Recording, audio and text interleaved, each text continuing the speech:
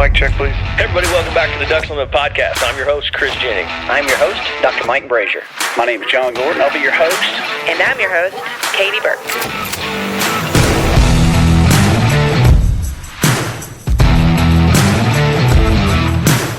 Welcome to the Ducks Unlimited podcast, the only podcast about all things waterfowl. From hunting insights to science-based discussions about ducks, geese, and issues affecting waterfowl and wetlands conservation in North America, we bring the resource to you, the DU Podcast.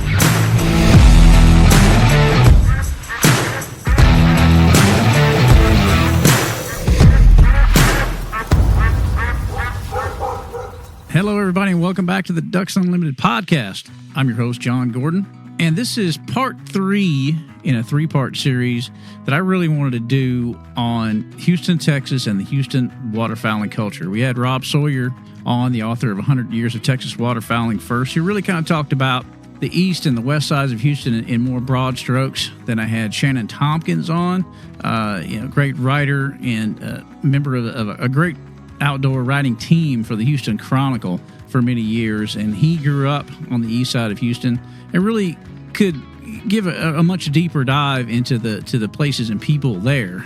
And we mentioned our guest today during that podcast, who was one of Shannon's peers and really covered and hunted the west side of Houston in depth, and that's Doug Pike. Doug Pike, welcome to the DU podcast. Thank you very much, my friend.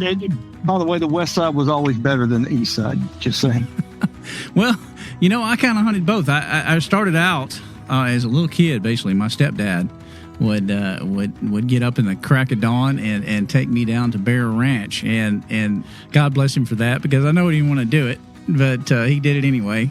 And so I kind of cut my teeth over there. But when I had a friend of mine in high school who was a year older than me, and he could drive first at 16, and I was 15, and we started hunting really more on the west side of town because we really were both pretty enamored by the goose hunting culture out there.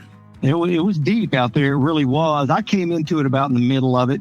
My dad didn't hunt, and I take that back. He hunted twice in my lifetime, as I understand it, and that was about it. Once was I'll tell you a very quick story. The only time he ever went waterfowl hunting was when he was invited by some people in South Louisiana. They jumped in a float plane. I'll abbreviate this as best I can. They jump in a float plane. He doesn't know anything about hunting. 4 guys, they get dropped off by the pilot. The pilot says, stay here, listen for the airplane. You'll see the ducks. He's out there. He probably never even fired a shot. The rest of those guys blazed away for 20, 30 minutes while this pilot ran round and around moving ducks. They're on their way out. They land. They've got ducks in the pontoons. They got ducks in the cockpit. They got ducks everywhere. And somebody in that group said, man, this was fun. Let's do it again sometime soon. And their host said, we're going to have to let it cool down. We were hunting in a federal game preserve. And my dad just about lost his mind. It's like, oh, my God. So that was his introduction to hunting. Mine was a lot more legal. For sure. I got you. That is an interesting story.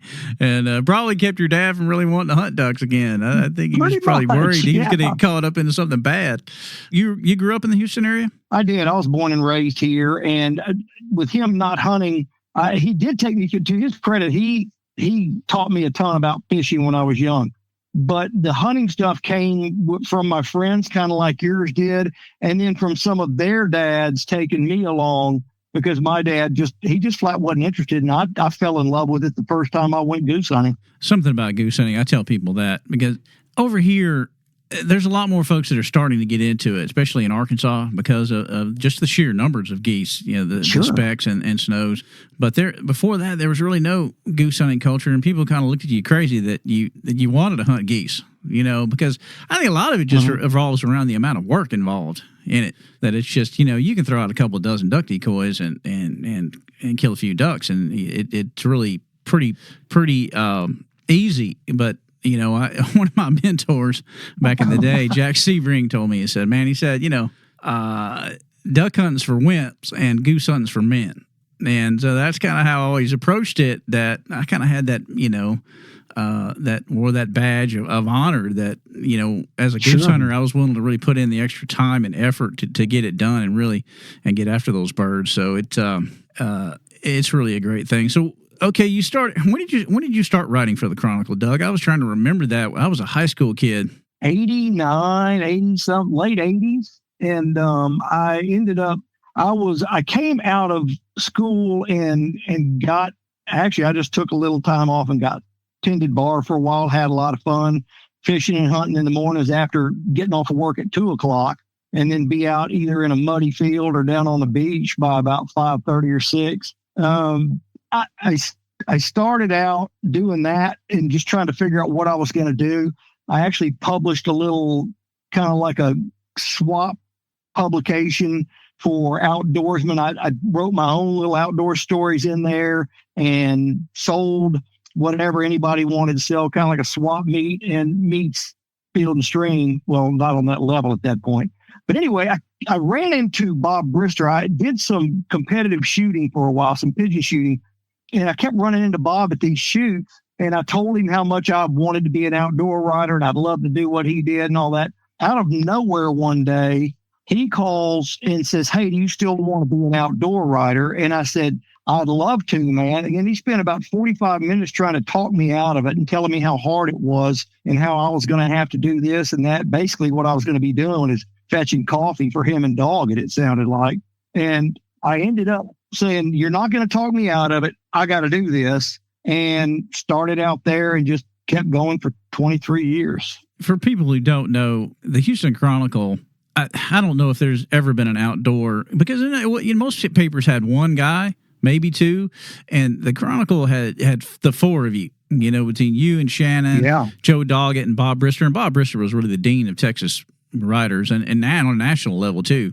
I mean, he was fantastic. So to be able to learn from those guys had to have been incredible, because I think Shannon started right about the same time. I think it was 89. So the two of y'all just kind of ended up, it looked like one covering east and one going west, and really, man, reading those articles that y'all wrote just really made me want to hunt geese more and become a goose hunting guide. Oh, we had a lot of fun. I'm not going to lie to you. I was probably 3, 4, maybe 5 years prior to Shannon, but one way or the other, we all four were doing it for a pretty good amount of time. And I still have people walk up to me today and say, "Man, we loved reading what you guys wrote. We really did." And it made me feel good about, what all of us put into it, because it was a job. It wasn't just running around hunting and fishing. Granted, we got to do a lot of that, but it was still a job to get in there and write stories people would read. Oh, yeah. Plus, you're working on deadline. It's a newspaper. It's, you got to, I'm sure y'all burned some midnight oil at the office trying to get things ready for, it was Thursday and Sunday, if I remember correctly, that the outdoor articles came out in. Thursday and Sunday were the two big days. I had a column on Wednesday. I had a column on Tuesday. Doggett had one on Wednesday. Two of us wrote on Thursday. And then I think it was Shannon maybe who had Friday. And then we had two more big columns on Sunday again. We had a page and a half on Thursdays, and it was anything we wanted to write about. And a true confession on how much prep we did. Joe Doggett and I would go down when we had a Thursday page and a half to fill up. He and I would go to lunch in the tunnel underneath the Chronicle downtown Houston and have lunch at this Chinese food place. And I'd look at him or he'd look at me first and go, "Well, what are you thinking?" And I'd go, "Yeah, well, what are you thinking?" And between like 11:30 and 12:30, we'd come up with a plan, and we'd come up and have that page and a half ready for publication in 4 hours somehow. I don't know how we did it. That's pretty good, man. Neither one of us drank, so that helped, I'm sure. But man, I couldn't wait to go in those days. The paper was in the driveway every morning. I used to send my dog out there to pick up the paper, and he'd bring it back to me. And so Thursdays and Sundays, man, the big Carter Country ads, all of it, man, it was just a celebration of the Houston area outdoor scene, which is big. Houston's the fourth largest city in the world, but not in the world, but in the U.S. But it's got a tremendous culture, really all the way around it. That people that hunting and fishing. If you like the outdoor sports, Houston wasn't a bad place to grow up in. Not a bad place to grow up. And really because there's just so much in all directions around here. You don't have to drive far to do pretty much anything you want to do in the outdoors from Houston, Texas. Oh, yeah. You can be fishing freshwater, salt, hunting deer, hogs, doves, quail, the tremendous duck and goose hunting. Houston really is at the epicenter of a sportsman's paradise. It still is. You can be with a couple of hours. You can be on the bay catching trout, or at Lake Conroe catching bass. Sure, it's really a unique city with a great culture that surrounds it. And Memphis is a lot of the same way here at DU headquarters. We've got you go across the Mississippi River. You're right there in northeast Arkansas, all the way from down to Stuttgart, all the way up to in the Jonesboro area, which is tremendous waterfowl hunting, and really where a lot of the geese that used to go to Texas went. With the rice base is really still there, which I know with water issues, the guys really are having a hard time growing rice down southeast Texas now like they used to. It's been a long time since we had anywhere near the numbers of geese that I remember seeing out there. It was the west side itself entered 1 million plus waterfowl.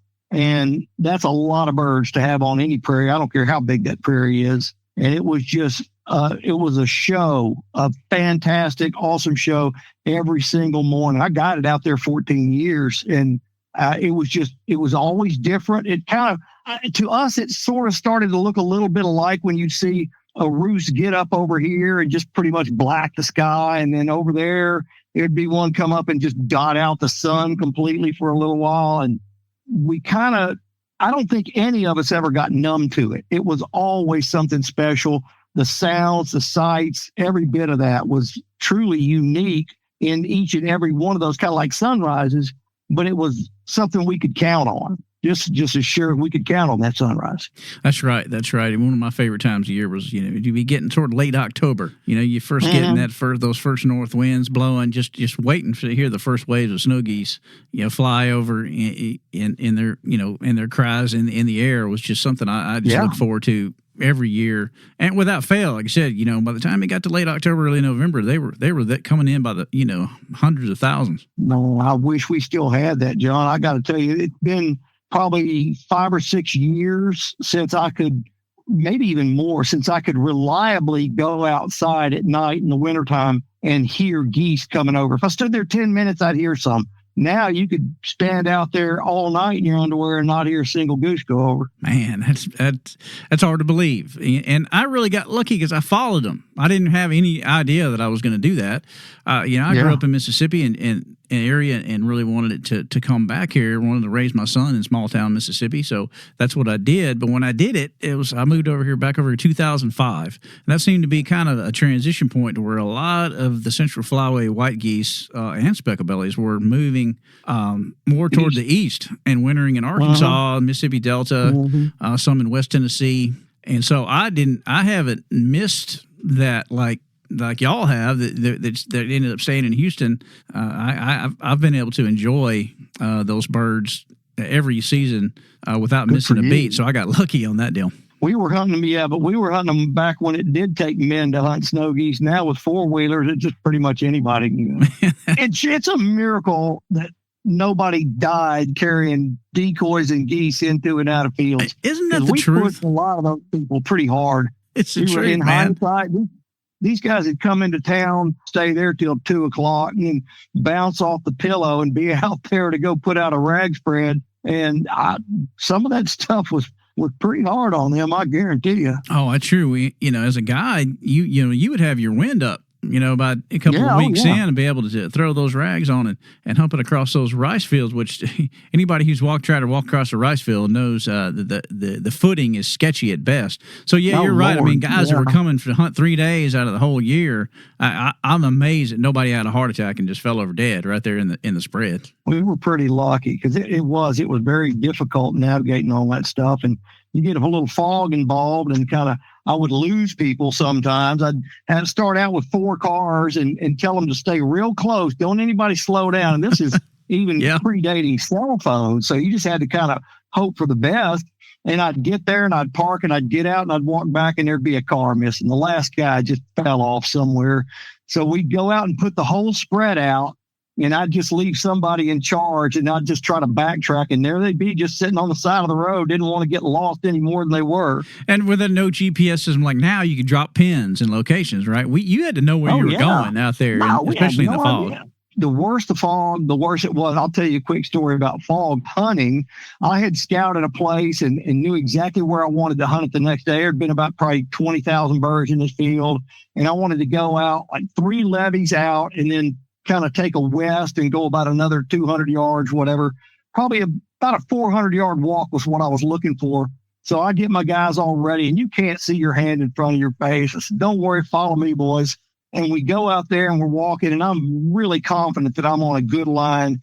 There's no cars on the road, though, that morning. For reference, there was one road where we could kind of count on traffic telling us which way was north. I get out to where I want to set up. We set up.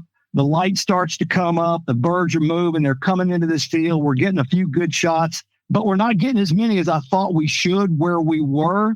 And the light comes up a little bit more, and we're shooting and having fun, and it's going okay, but not the way I wanted it to. And there was a guy winged a bird out in front of us, and it sailed off kind of behind me. And I turned around to shoot, and I had to pull my gun up because we were about 75 yards from all our cars. We'd walked for 30 minutes in all that godforsaken mud and covered maybe 100 yards.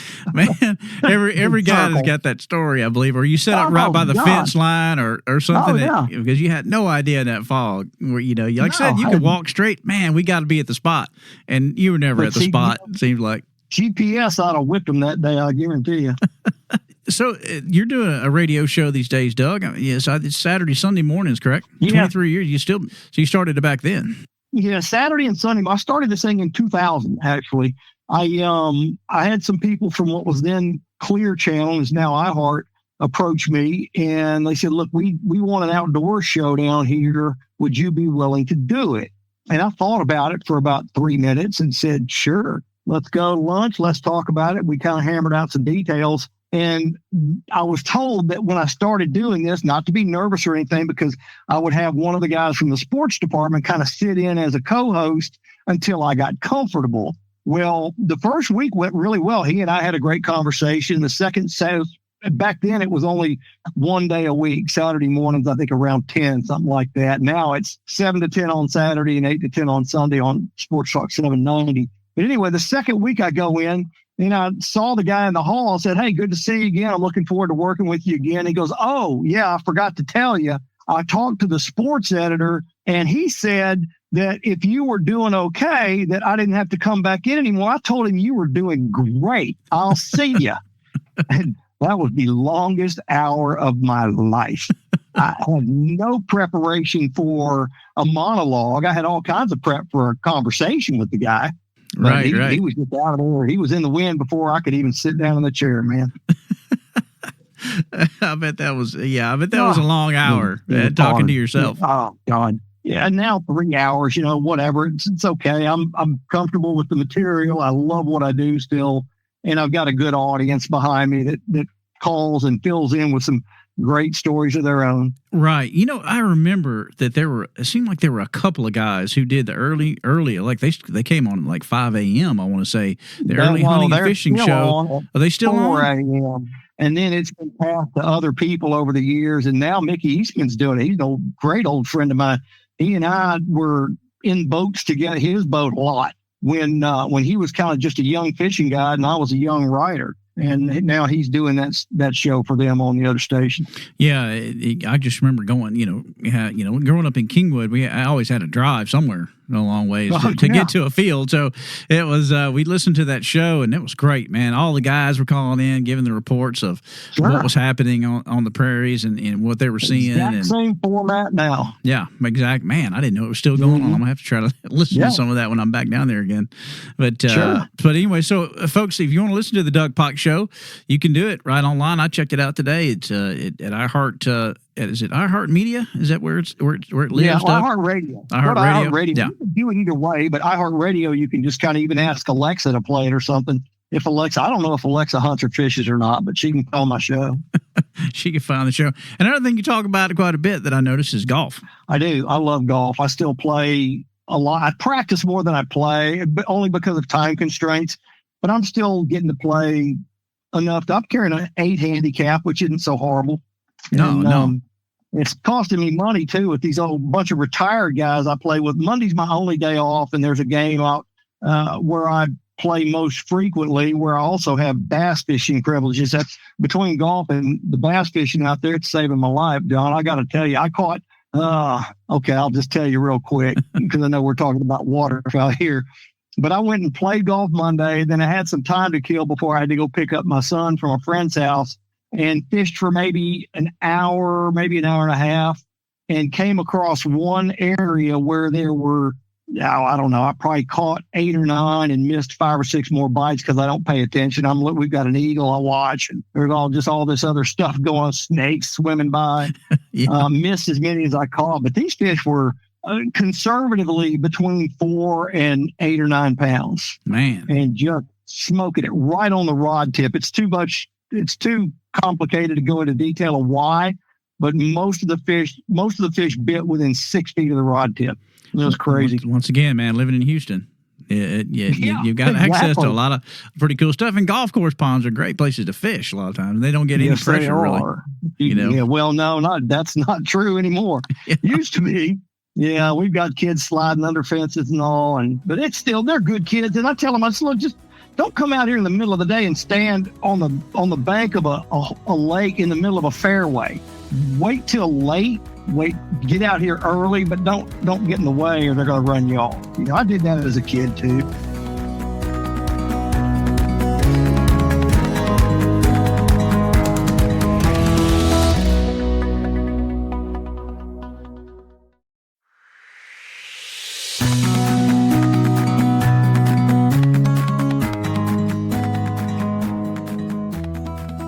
I'm going to give you some places, and I just want to talk about some of this stuff because it's a lot different now than it was in 1980s. You think about where these places were then and what they are now. So we're just going to dive right into that. Katy, Texas. Katy, Texas, then probably the closest place to a major metropolitan area where you could meet a bunch of guys, have a good breakfast, and then go out and drive 20 minutes and be into some of the most incredible waterfowling in the world. Now, neighborhoods. That's it, man. It's gone. Yeah, a lot of those guys whose farms were out there now have, like if it was the Jordan Farms is now something like Jordan's Landing. I can't remember what the name is, but they sold out and made sure their name got on the deal to at least remember it that way. But that's about it. A lot of those bigger farms out there have been long gone for 20, 25 years almost. Yeah, that's right. I don't recognize it anymore. I'm just thinking about going, man, there used to be some, there was a field here, wasn't there?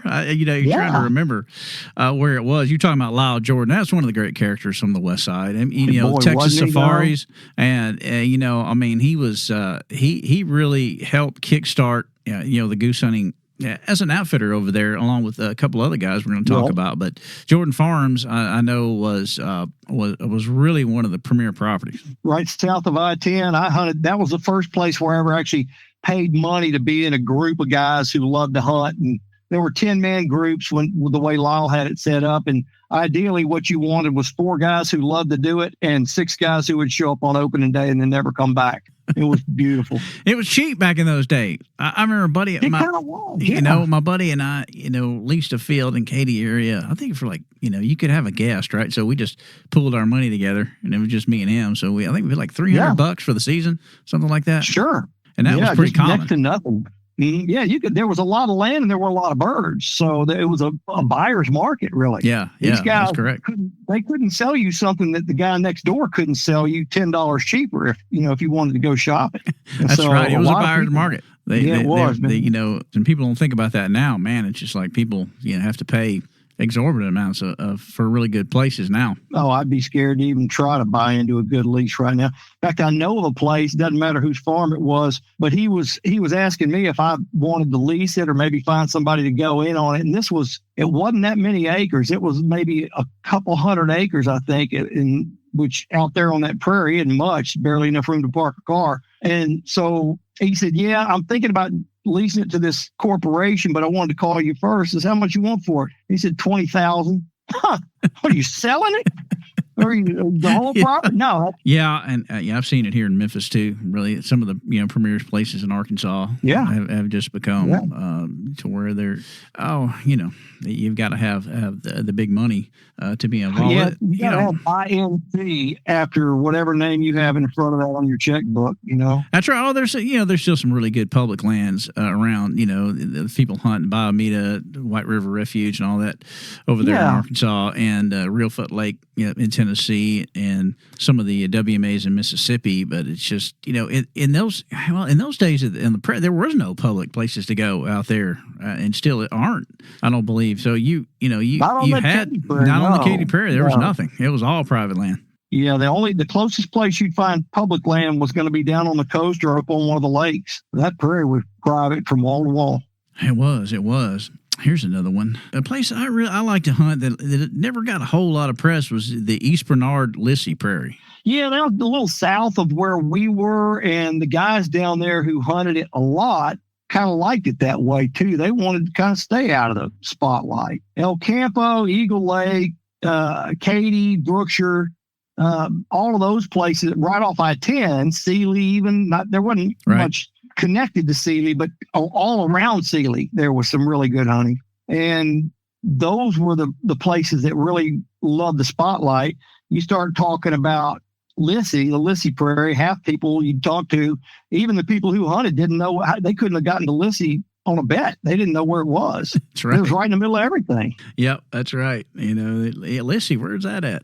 Well, it's just north of Garwood, Eagle Lake. Yeah. So you're talking about Eagle Lake, and that I think the sign is still there when you go into town, which says Goose Hunting Capital of the World, I believe, if I'm not mistaken. Yeah, the self-proclaimed Goose Hunting Capital of the World. I would be willing to bet that if you stacked up all the birds that were taken off the Katy Prairie and off the Eagle Lake Prairie and off, say, from Katy to Brookshire and north 15 miles, and then a little bit back east, actually, even of Katy when we started out there, all those places could hold their own against the others on the right day, under the right circumstances. Any one of those places, you put enough rags on the ground, and you're going to just wax those geese, man. It was great. Yeah, that's right. It was some of the bags that were taken back in those days and that's a lot of times you're talking about the 5 goose limit days too. Limit shoots were pretty common. The limits, when the limits were higher, we still had a good number of limit hunts, but the average, what we looked at more was the average number of geese per hunter. Because nationally, the average for the longest time, and it probably is, frankly, still, was 1 goose per man. Right. One goose per man on an average goose hunt across the country, and we were doing like 3.5, 4 right in there per person. Right. And that was just nuts, man. That's sunny days, clear days, didn't matter, whatever. We were dacking them up pretty good. Yeah, and I can just remember as being a guide, though, people's expectations started amping up when the limit went to 10. Oh, boy. Then it went to 20. And it was like, people are like, oh, yeah, I need to bring a case of shells. No, because the chances of us killing 20 birds a man are going to be a little slim. Yeah, no matter how high they kept taking the limit up, and it made people, it's bad in a big way because that expectation is there. Well, if we don't get a limit, it's not a good hunt. But just last year, it was 10. Now it's 20. Last year, you got 10 apiece and you were thrilled. Now you got 10 apiece and you're going, we didn't do so good today, did we? No, you had an incredible hunt. Incredible shoot. You have no idea. Yeah. And most of those guys couldn't shoot anyway. Good Lord, you go out there with 4 guys and bring in 12 geese, and you know darn well you shot 8 of them. The numbers were always a big game for the guides. The high kill of the day and all that was something that you took pride in. And you're right. I mean, if you had the high kill, you shot half of them at least. Probably. Yeah. I'll tell you a little secret about that, though, John. We were able, after so many years of doing it together, the guys who were hunting with Larry Gore out there, that's who I did all my guiding with. And we were able to sit down, and I started this game, and we had a lot of fun playing it. We would bet like $5 a piece or a couple of beers after the hunt, whatever, on who could predict exactly how many birds were going to come out of a particular field in the morning.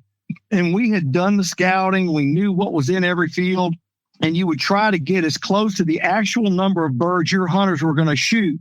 And we didn't have to do it the night before because it wouldn't be fair. You didn't know who your shooters were. So at breakfast, we'd quiz these guys. Yeah, how long you been goose hunting, man? How many times you been this season so far? Have you done any competitive shooting? And just asking them 20 questions, and then you established a number of birds you expected to bring back based on where you were going, and the closest guy to the number without going over won. It was fun. Yeah, that is a lot of fun. Those guys had no idea what you were doing, asking them those questions. No, but we were surprisingly accurate. That's what's amazing about it. It was all these birds flying in all different directions. They don't have to leave the ground if they don't want to. And we could get usually within 10% of the number of geese that were going to come out of that field with those hunters. That's pretty good, cool, man. Well, yeah, it was. It's amazing too. You know what I'm talking about here as well. That the particular fields produce more than other fields sometimes. Yep. And I don't know what something in the dirt of those fields. I don't know what it was. Where they were located, they just were better. Well, yeah, there were some that were just seasonally. Every season, some fields were better than others.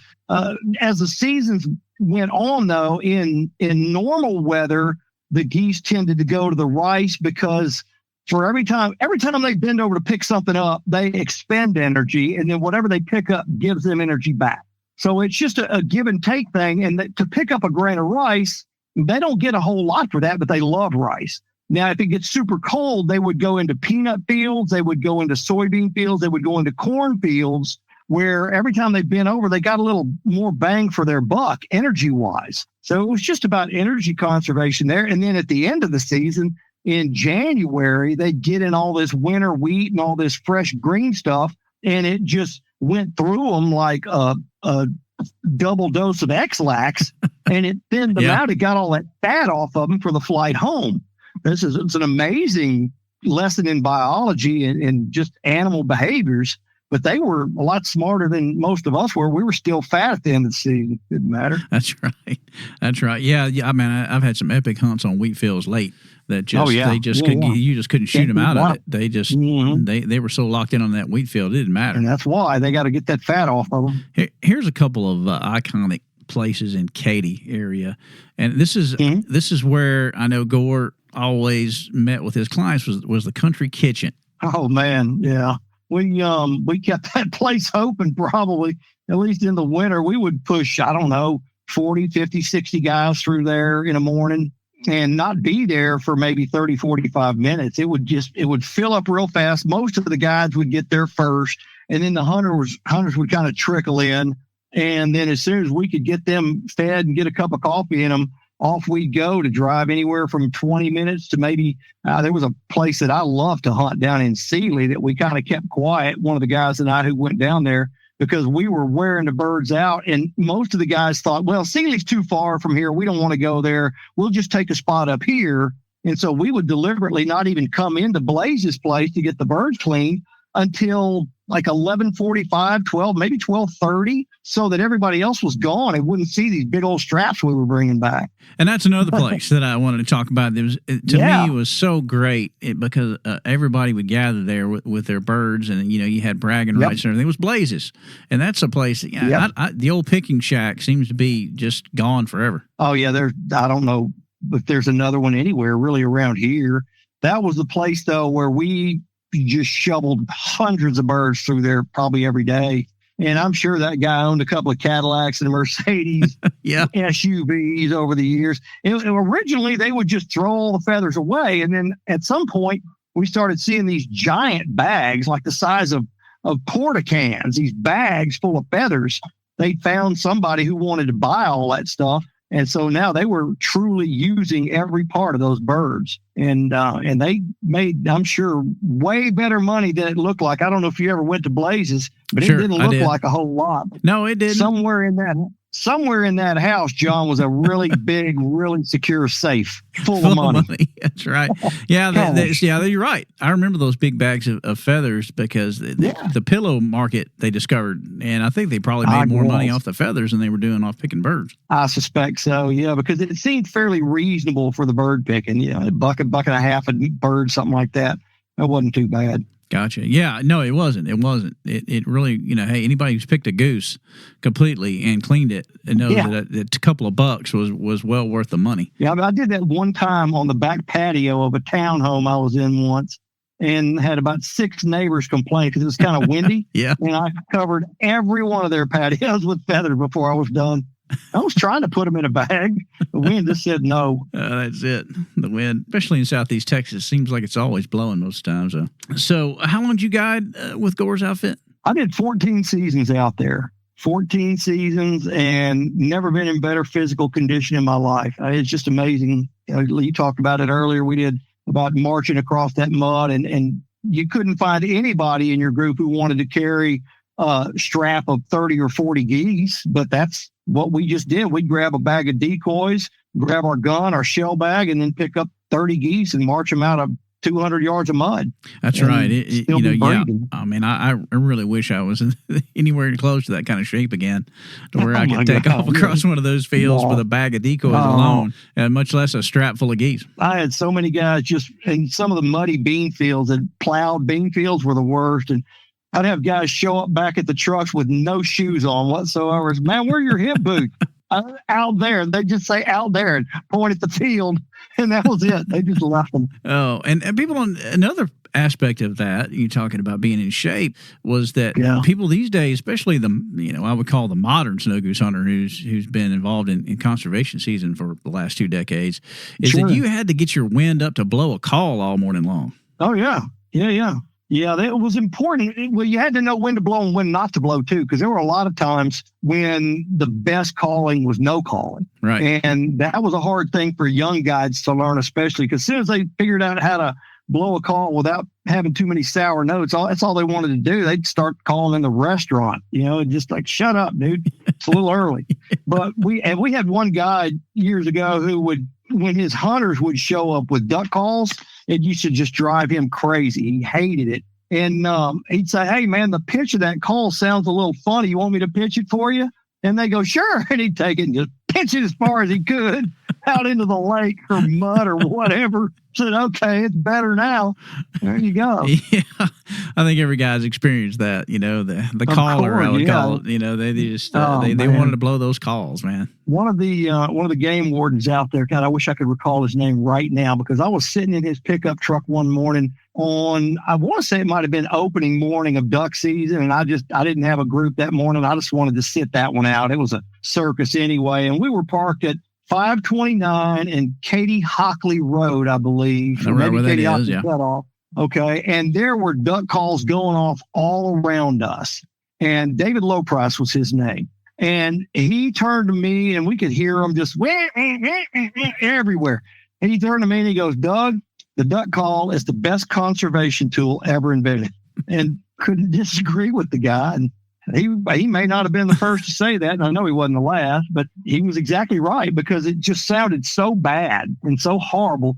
No duck in its right mind would go near that.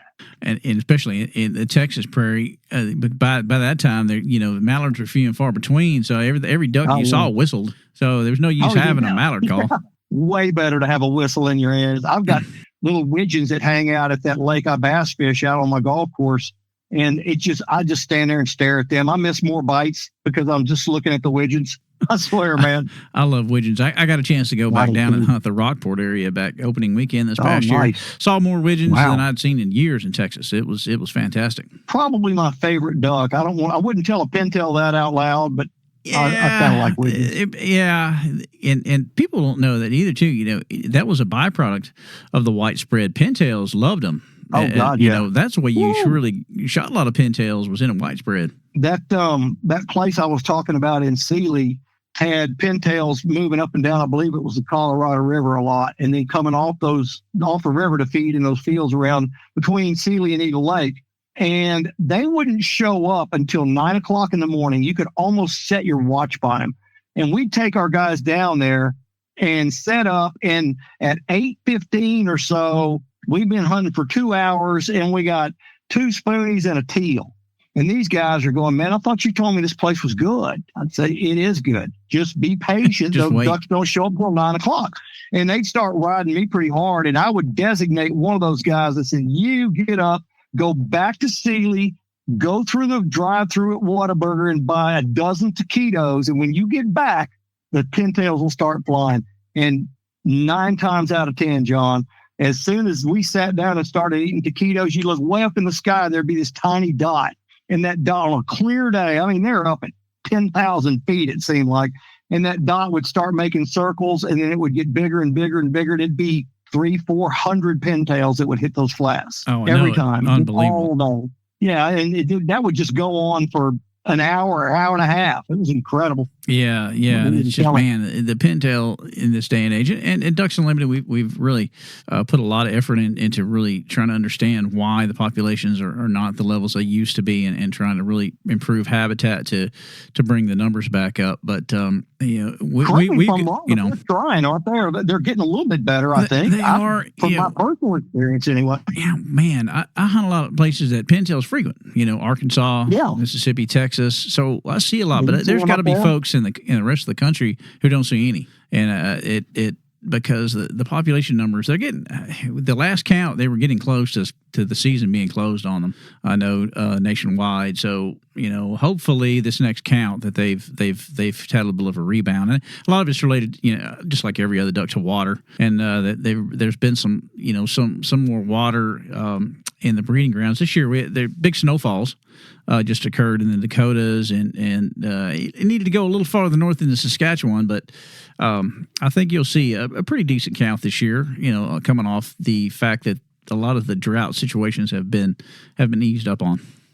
Doug, we're talking about different people, and Larry Gore being one of them, and I really, in my opinion, Larry was the guy who really brought the goose hunting from a business standpoint into the modern age, with the way he approached it, because the guys like Jimmy Reel, Marvin Tyler, Lyle Jordan, they really were on the forefront of it, but Larry took it to another level. Would you say that was correct? And he really took it to make it a really thriving business. Yeah, I would. Yeah, he did that, and he was kind of very careful about what he did, about who he sent where. And for example, if we had guys coming in to hunt for 3 days, we didn't put them on the best spot on the first day. We'd try to build it up so that their last memory of the prairie was a great one, instead of it being maybe kind of a dud. And sometimes it worked, sometimes it didn't. But those were the kind of things that he was thinking about, and that we as guides were thinking about, to make sure that the experience was one that they wanted to replicate the next year, and not one they wanted to go home and tell everybody it was horrible about. He did a really good job. There were some of the things that we tried to talk him out of that he was doing, but he stuck to his guns, to give him credit as a businessman, and he did very well for himself, and I'm happy for him. Yeah, and I don't think people realized how young Larry was to be running that outfit. He was a kid, pretty much. He was very young, but he had a good business sense about the hunting part of it, for sure. Yeah, that's for sure. He's the first guy that I can remember calling something borrowing from the Western term for guide, outfitter. Yeah. Nobody else used that, and now there's all kind of outfitter. Oh yeah, waterfowl businesses all over the place. That sounds more uppity than guide service. That's right. I guess it does. It sounds more formal, anyway. Yes, it does. It's a formality. You're still sloshing through the mud at the end of the day, man. I just want to talk about a couple more guys real quick. And here's a guy that you got it with, and I never got a chance to hunt with him, but he was almost like one of Gore's guides, and he was really kind of a legend, man, is Richard Smith. Yep, I was looking right at his name when you said that, as a matter of fact. Richard worked for Lyle early on. Right. That's where he came from. And when he came over to Larry's, it was kind of like, okay, who are you, buddy? And what do you bring to the table? And then we all got to kind of hunt with him a couple of times. And I knew him, and Jamie Prince knew him from over there at Lyle's place already. We'd been around him some. But especially a lot of the younger guys had no idea who he was or whether he knew anything. He was just somebody taking some of their hunters away, and they didn't like that until they got to know him. He was really good. He was kind of a quiet guy, but he was a really, really good goose and duck guide, no question. Yeah. I mean, Richard, everybody was wanting to know, how many birds he got that day, because almost without fail, it seemed like Richard was bringing in the big kills on a consistent basis. Well, he got some pretty good spots, too. And he got some good spots. People don't understand that either. When you're really good, and you're high on the pecking order, you get better fields, Sure. and that's part of something as a young guy you have to realize, boy, you have to pay your dues, and you really have got to work hard, to get those fields, and they're not going to be given to you. You've got to earn them, and you've got to be good with people too. He earned every field he got. Last guy I want to talk about, and I don't think it's on that list that I put on there. I thought about him later on because he's one of the true characters of the West Side goose hunting scene. The owner in those days of Texas Hunting Products, Chuck Berry. Oh God, yeah. I hadn't even thought about Chuck in a long time. Yeah. Man, I wish I had a nickel for every time I drove all the way to his place to find out he was out of what I wanted. Yeah, sometimes his stock was a little sketchy. Yeah. The inventory, it wasn't like just going into a sporting goods store in modern day and having shelves and shelves of stuff. Some days you'd get there and the guy before you just came and bought it all, Right. And Chuck would sell it. Oh, yeah. Yeah, he would. Yeah, no matter how close you are. And he was, and I really, we all enjoyed it when he started offering pre-built windsocks. Instead of us having to build them ourselves. That was a big deal. And I know he used, I think he had a deal with a school that he would, get some of the kids to build those decoys, and it saved us a lot of time. He wasn't timing himself. He was jobbing it out. Chuck was not timing himself. Yeah, it was good, man. I'd like to start out with about 800, to 1,000 windsocks at the start of a season, and because you were going to work really well. You were going to break or blow out or something, at least a couple hundred over the course of the season. So you really had to start out with some fresh stuff. But anyway, I want to close on this. We were talking about unforgettable hunts and clients. Is there one hunt or one set of guys that you hunted with over the years that really stand out? As far as guys who stood out, it was always the guys who were good shots, because you knew that if 5 geese came over in range, all 5 of them were coming down instead of one with a broken wing landing 300 yards away or something. So that was fun. The one guy I think who was kind of I'm gonna try to squeeze in 2 characters. Okay. I got to make a little note here so I don't forget, because I'm that age. So one guy was the most braggadocious guy you could ever be around. Every time he opened his mouth, he was bragging about how much money he had, how much success he had in business, how all of this stuff. And he called me one day and he says, I've got a new dog I want to bring out there. I paid a fortune for this dog. He's the best trained dog on the whole prairie. And I want to go hunting with you and bring that dog. You leave your dog at home. And I need you to go by I think it was an Oshman store, or maybe, I don't know if Academy was around back. Yeah, maybe. Probably would have been around. Anyway, he sent me up to this store on the north side of town because he had gone in and bought every full-body goose decoy they had, and I needed to pick them up because we were going to hunt with them with his new dog. No kidding. So I'm not kidding you. And he said, you can have the decoys afterward. That's your tip for the day. I said, cool. Okay. So I went and picked up like 30 dozen full-body goose decoys, maybe more. And we get out to the field the day or two later. We get them all set up. I already bagged them up, and we get them all set up. And he goes back to the car and he lets this dog out. And we were hunting in a cut bean field, so there's some pretty good stubble in there. And this dog gets out of the car and he runs around on the asphalt for a couple of minutes. And we start walking across the field, and the dog takes 10 steps into that field and stops. And now he's tiptoeing. He's never been off St. Augustine in his life. And the guy literally, he's paid thousands of dollars for this dog 25 years ago, maybe more.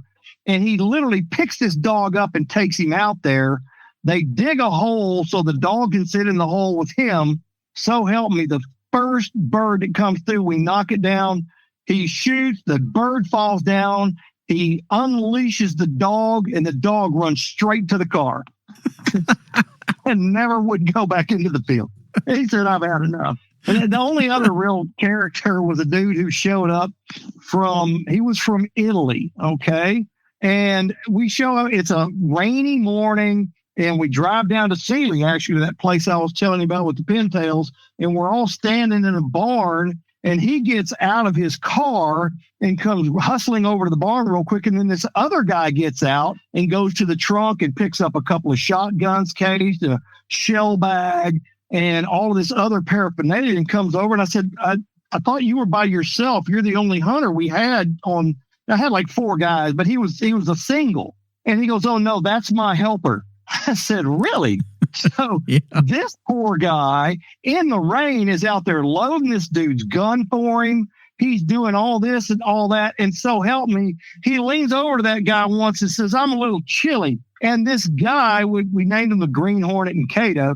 And poor Cato takes his jacket off and gives it to that guy while they're sitting in the rain. So I went back to my truck and got Cato a jacket so he didn't freeze to death. I've just never seen anything like. He had a manservant, basically. That was the one and only time. We saw guys from in Europe several times across the years. There'd be a couple of them a season come in, but nobody like that guy, man.